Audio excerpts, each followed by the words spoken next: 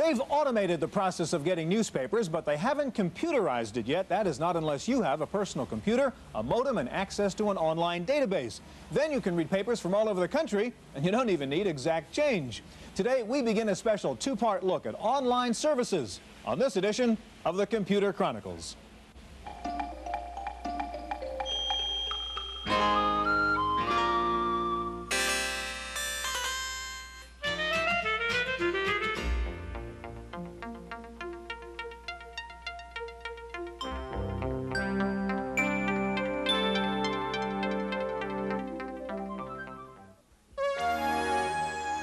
The Computer Chronicles is made possible by Leading Edge, makers of IBM-compatible computer systems, including Lotus Lookalike Spreadsheet, word processing with spelling correction, communication software, and Hayes-compatible 1200 baud modem. Leading Edge, with over 1,000 service centers nationwide. Additional funding is provided by McGraw-Hill, publishers of Byte. Byte's detailed technical articles on new hardware, software, and languages cover developments in computer technology worldwide.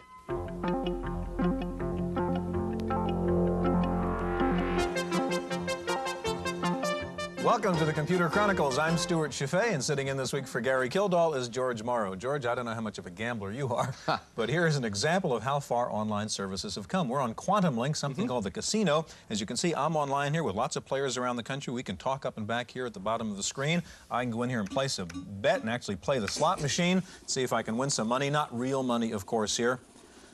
Now look at the graphics on this thing. What does this tell you about this approach to online information? Well, this game works very well for a media that's basically warm to sometimes hot.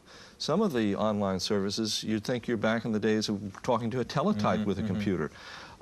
What you have to do is you have to play your interface to the warmness of the media. And some of the better online services are doing that.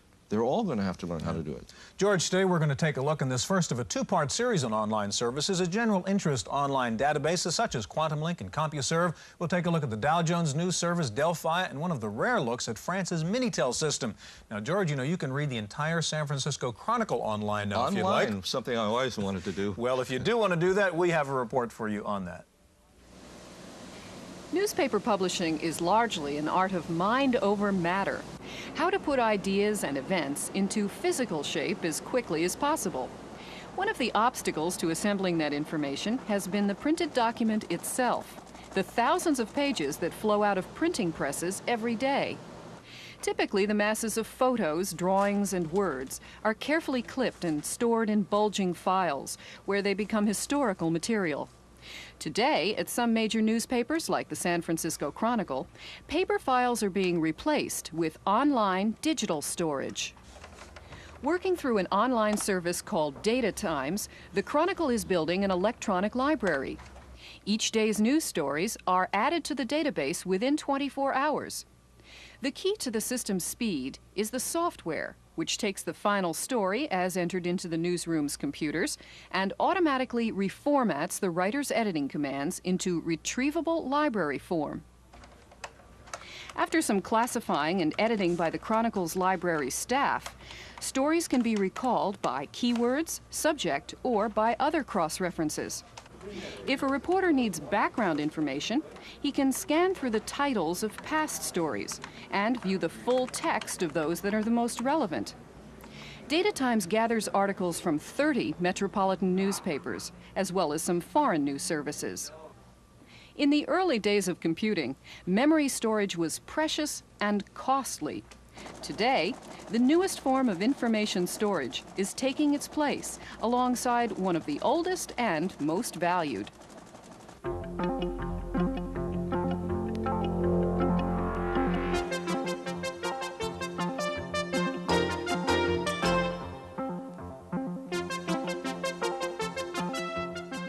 Joining us now in the studio is Steve Case, Vice President of Marketing for Quantum Link, and with us also Stephen Fickus, a West Coast account executive with CompuServe. George? When you think about H&R Block, usually you think about going in and getting your taxes filled out. Why is it that H&R Block invested in CompuServe, and what are they going to bring to it? Well, there's actually 3 different areas that H&R Block will benefit from having CompuServe under its under its portfolio, let's say, and those are in the online access to information. That's one area. That's growing really quickly. The other area is network services, nationwide network services, linking people's personal computers into these host computers that major corporations have. And finally, the actual building of a company's information service that people remotely can get into. All those three areas are growing very quickly, and H&R Block should probably benefit from that, I think. Stephen, I love these online services, and a lot of people are great fans of them, but as you know, you get a lot of complaints from users. You have your feedback thing. I'd be interested in knowing, what are the biggest complaints? What would people like to see done better on these online services? Well, it tends to be, you know, things jumping around to other services easily. The movement going from one access to another, it seems to be the key complaint that we get, if any. You know, making it easy to use is one thing, but really people like to jump instantly to the other services they use. If the time lag, it's the one moment, please, ... Exactly, exactly. Let me ask you one of my complaints, the problem of different languages, different commands in different parts of the service. Why can't that be cleaned up so you can learn one set of commands and go anywhere? Well, you know, that tends to be a function of how many different bits of information we have sitting out there on our service, and you know, we have to try to structure it so it standardizes some approaches. But you know, some of the things you do are like database management, and some of it is like spreadsheets. Why don't you guys get together with the big hitters in those to make your interfaces more familiar? If you're doing database management, why not think about a connection with Ashton Tate? If you're doing spreadsheet stuff or financial stuff, why not look for the Lotus interface? Now, this thing where Lotus is teaming up with one of these services is certainly a good example of that. It's something that... Well, you can bet we're exploring all those areas. Yeah, you know, there are some areas that we could improve on, and that's definitely Well, you're talking to a couple of fellows that use it a lot, and we feel these things. Right. Steve, what about Quantum Link? What kind of feedback do you get from Quantum Link users? You have a kind of more graphic-friendly home approach to your online service. Right, we just launched Quantum Link a year ago in November, and when we entered the market, we saw three problems for consumer users of online services. The first is they were too expensive. The second was they're just too difficult to use, and the third is they just weren't fun. And so what we've tried to do is develop a service specifically for Commodore users that's just very easy to use. The commands, as you mentioned, work the same across the entire system. Very inexpensive, and there's just a lot of things that are useful to a Commodore user, but they're also fun. We're not afraid to have fun. Yeah, CompuServe, of course, very well known. I guess the largest online service. A lot of our viewers are familiar with it. I'd like you to show us Quantum Link, though, which is specially designed for Commodore users, right, Steve? Sure. And show us the kinds of things you can get on Quantum Link. What we're looking at right now is the Quantum Link main menu. As you see, there's 8 different departments on the service. To move around, all you do is use this cursor key, and it will flash around to the different departments. Down here are most of the information and transaction services. Commodore Information Network is where you can get help from Commodore, and Commodore Software Showcase is where there's over 4,000 free public domain programs. Show us People Connection, for example. Okay, you just pop up to that particular area, press F1, that's the select key to pull up that menu.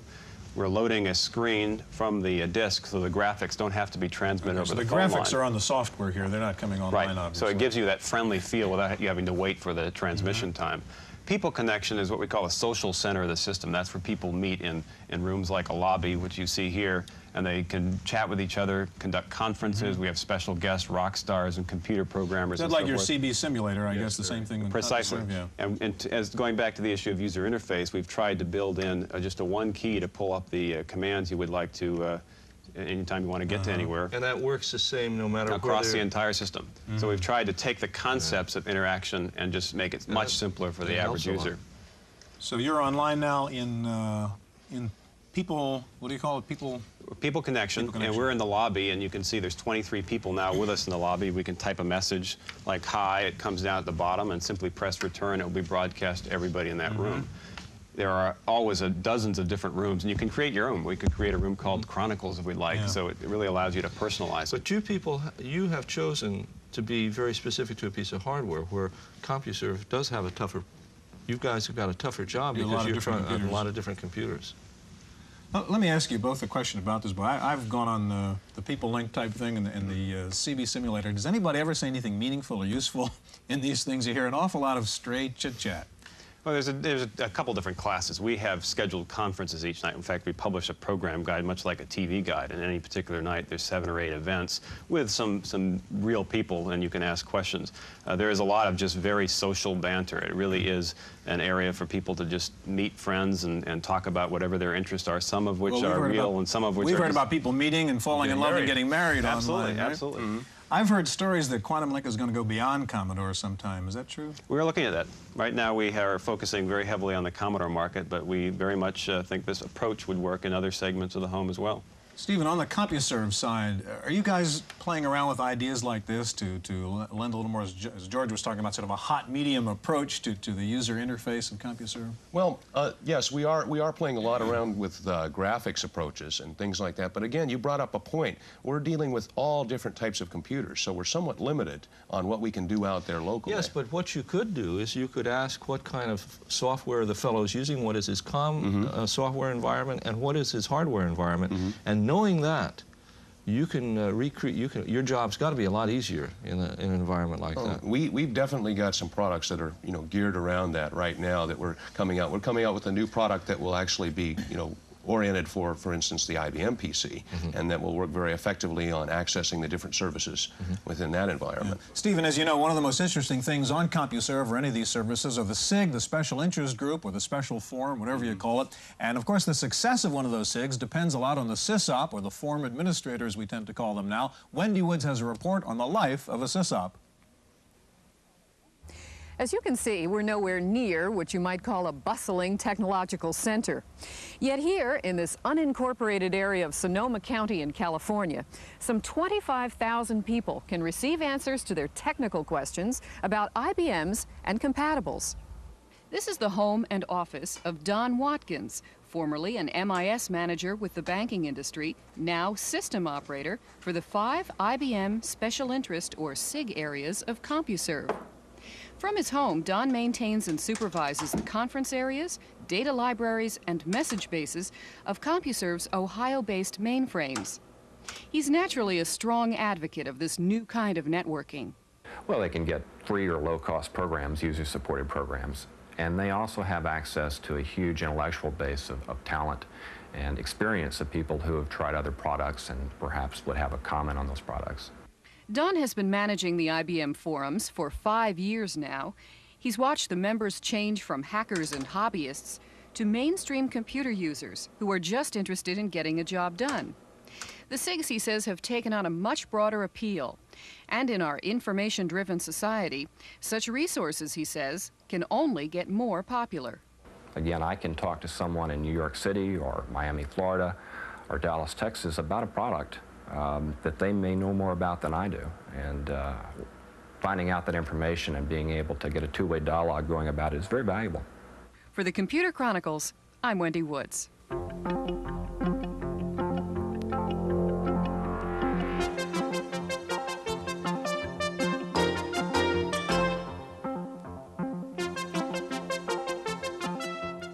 With us now in the studio is Nancy Tully, Senior Editor for Information Services at Delphi. And next to Nancy is Clay Kokalis, Southwestern Sales Rep for the Dow Jones Service. George? You know, everyone knows that Dow's been a leader in financial services for a long, long time. Has Dow ever given any thought to bringing standards to some of this comm software and some of this online service? Well, that's a very, very challenging question in the fact that it is not easy in this business to get together with other but you people are big enough and you've got enough prestige where you could press forward and get that done. Well, the problem we would have with that is that there are so many different types of computers out there that we would really be getting ourselves into a nightmare in trying to know how to support each actual type of equipment. I mean, you'd have to have something separate for the Apple world, for the IBM world, and then you'd have to make sure that these products work on all these various types of machines because we really value our integrity. And if we're going to put a product out, we're going to make darn sure that it works on all the available equipment.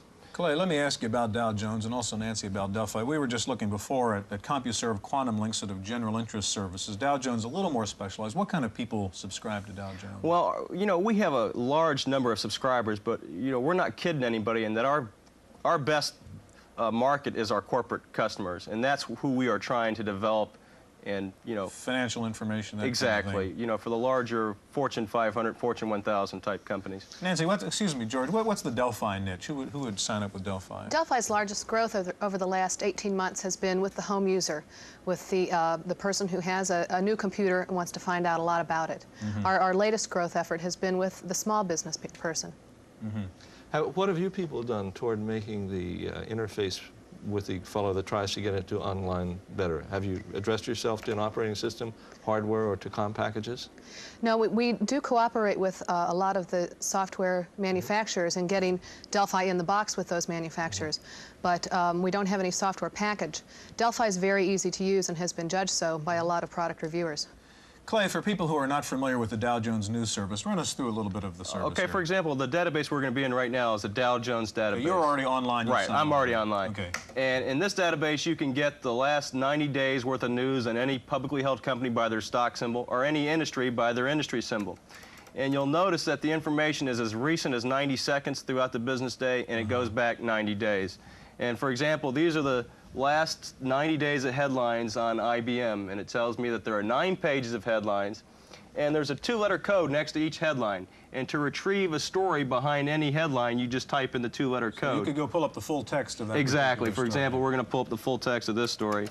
Could I ask it to keep track for me and put in a file something on 2 or 3 companies that I want to follow? Absolutely. We've got a track service that every time you access it, it allows you to create a profile of 25 stocks, and you can have 5 profiles. And every time you access it, it'll either go and get you the latest stock price and the most recent 2 days worth of news, or either one. So it'll be collecting those stories even though you're not online. Exactly, and every time you go online, it'll just give it to you. Now, the interface that you have is uniform across the different services that access your service. That's correct. True? That's correct. Now, for example, here we're just going to get the headlines on the computer industry.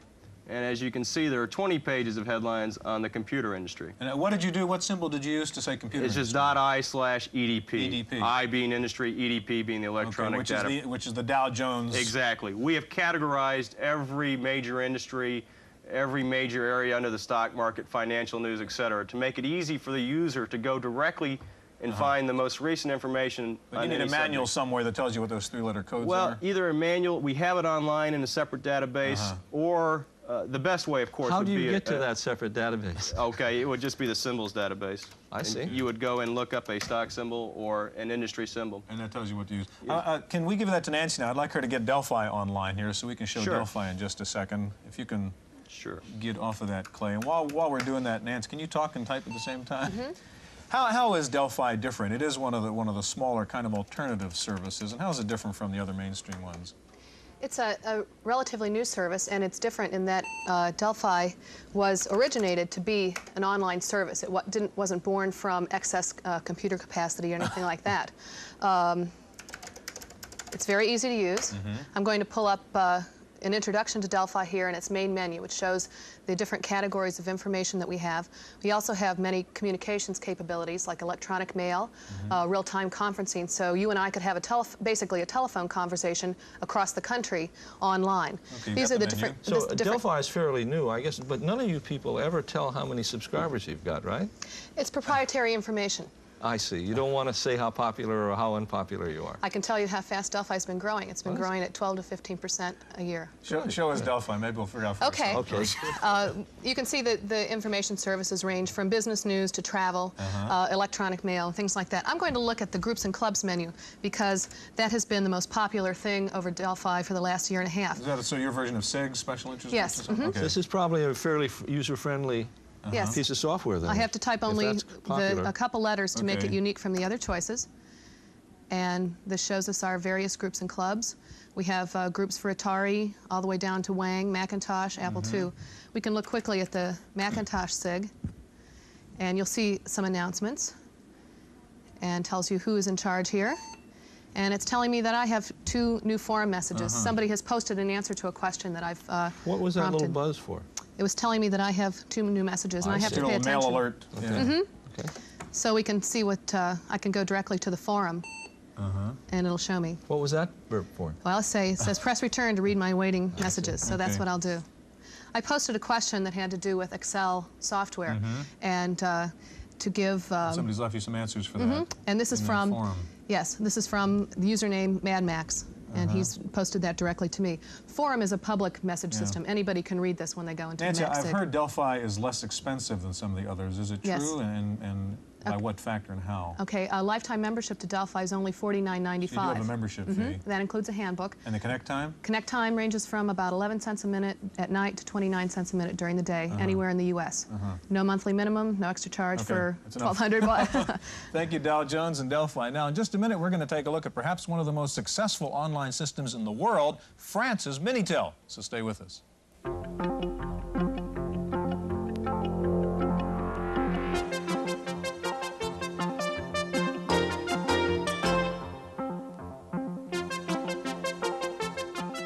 Joining us now in the studio is Jack O'Grady, the U.S. representative for Intelmatique. Jack, you've got the Minitel, and we can see why it's called Minitel over there. And first of all, let's open it up and see what that little terminal looks like, because it's an awfully cute little piece of hardware there. And we're already online with Paris, with the system in France, and I've asked you to show us how you actually do automobile shopping through the classifieds, and explain what you've got there. In this one, I'm comparing two new cars, a Mercedes, which I've already selected. Now I'm going to compare that with a Jaguar. Oh, good. And also the model number. Okay, so we'll pick a Jag Sovereign 3.6, let's say. 2. Now, you get a comparison which will help you buy one. Okay, and... Oh, look at that. And a numeric and a graphic display. There's your graphic display and a number display. Comparing a lot of the different features of those two cars. Right. Now, the French government give these away. A lot of us over here in the computer industry think that's just a lot of socialist pap. It's probably more than that, Jack. Well, they're not given away. They're loaned in the same manner in which AT&T created a telephone market by giving handsets to people who became clients. So you lease the terminal as you would lease a phone here? Is that the idea? If you want more than one, you have to lease them. And the telephone company is getting over $2 million a year in leases. Why should they give you or let you use a terminal free? It cuts down on the paper directories, which you have to agree to forego. And it's eventually going to cut down in the number of manual operators that you have servicing information. So a fellow gets this, he doesn't get any more, he does all his directory lookup using this then? Yes, every telephone number in France is on the electronic database. How long do they feel it takes before this pays off over directories? They feel that it's already beginning to pay off. They projected that the investment in terminals would take 5 years to pay off. They think it's paid off in 4.5. Could you get us into something else on the system there, Jack? One of the popular services over there, the newspaper services like Le Monde, which is the largest newspaper in France. This is an online database then to Le Monde, one of the biggest newspapers in France. And they update this every 2 hours. You know you're getting your news fresh. So you can read the full paper online. Are people, in fact, doing that? Oh, absolutely. And in addition to that, all of the services, newspaper services, well, if you classified ads, horoscopes, games. So you get the full paper, not just the news story. If I'm interested in financial stuff, can I ask it to track? Can I do full text searches on things like? Yes, it'll give you, it has a Bourse So this is an awful lot like a lot of the online services here that these independent companies offer then? Very much so. All of them exist. And now this is offered through the phone company there in France? Yes. I see. Well, this terminal makes a lot of sense, Stewart. It sure does, and as you were pointing out earlier, George, this really standardizes the system. Everybody going on the system has to adhere to the Minitel standards. It makes it easy to use. Absolutely user-friendly. And everybody's got the same terminal. Thank you very much. We're going to be back next week with part 2 of our look at not U.S., but in general, online databases and online services. Stay tuned. We'll be right back with this week's Computer News.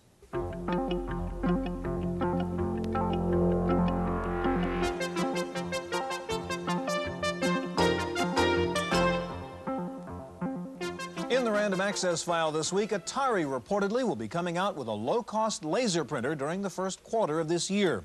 According to some of the stories, the laser printer will resemble the Apple LaserWriter, but will be different in that it will not have its own onboard processor or memory, but instead will use the computer's processor for its brain. The rumors are that the Atari laser printer will sell for around $1,500. Atari also reportedly will bundle the new laser printer with a complete desktop publishing hardware package, which will include a hard disk version of the 1040 ST. The whole desktop publishing system will reportedly sell for around $3,000. At the Consumer Electronics Show in Las Vegas this past weekend, Antix Software showed off its new Stereotech glasses, which can turn an Atari ST monitor into a three-dimensional display. The glasses use liquid crystal shutters, which are triggered as the Atari screen is refreshed. Antix says the 3D effect is twice as good as in a movie. There's already one software package for it, called CAD 3D, and a 3D game is sure to follow.